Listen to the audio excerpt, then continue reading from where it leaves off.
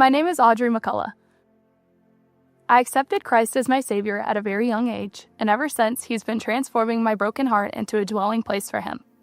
Growing up, I sought validation in people. I placed my worth in how others saw me and idolized the Christian leaders in my church, admiring them to a point near worship. My youth group was my safe haven, a place where I felt close to God. During my freshman year of high school, everything fell apart. A major scandal shook my church, and the youth group that had once been my foundation disappeared overnight. I was devastated. I couldn't understand why God would take away something that had brought me closer to Him.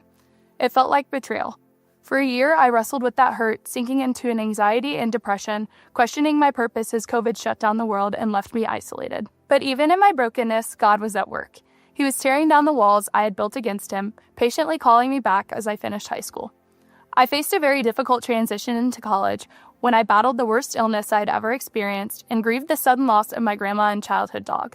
I felt more alone than ever, but I started attending church and connecting with a community of Christians at UGA.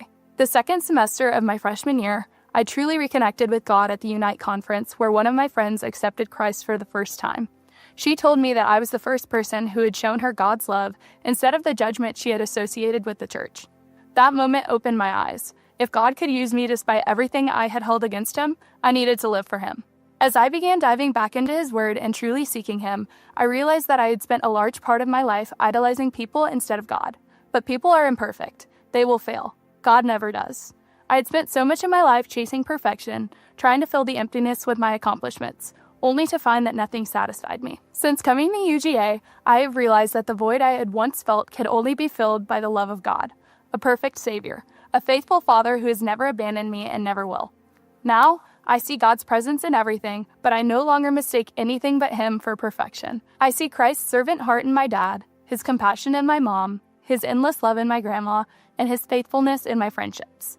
But the difference now is that I recognize these as reflections of Jesus in people, not as people being Jesus. I want to especially thank my friend Avery for pouring into me my first semester and getting me back into church, my sister Abby for being so bold with her faith and encouraging me on my journey, and Kirsten for showing me what it truly means to be a present, intentional role model to me here in Athens. God has never left me, and He never will. I'm here to publicly profess that Jesus Christ is my Lord and Savior.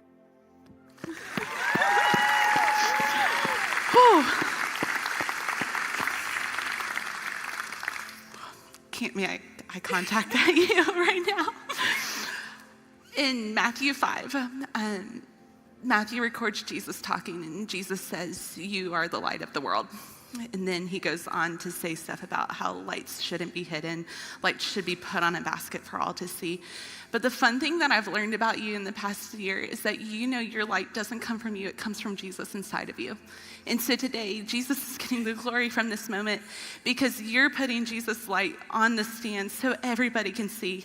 And my biggest hope and my biggest prayer as you go on from this point, even just looking at the rows here for cheering you on here, my prayer is that you keep on shining that light bright and you keep on putting it on a light stand because you are the light of the world. And that light should not be hidden.